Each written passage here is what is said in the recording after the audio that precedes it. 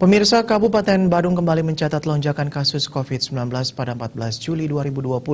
Gugus Tugas Percepatan Penanganan COVID-19 Badung mencatat terdapat penambahan 13 kasus positif.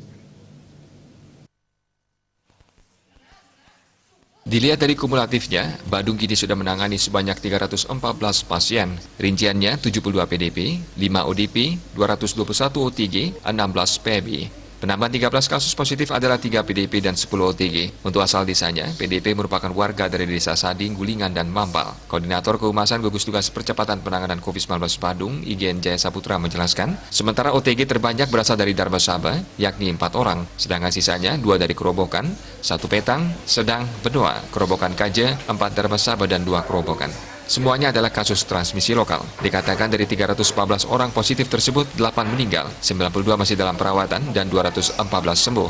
Sedangkan jika dilihat dari transmisi kasus positif COVID-19 di Kabupaten Badung sampai 14 Juli, terdapat 27 kasus positif luar, 3 kasus positif dalam, serta 271 transmisi lokal.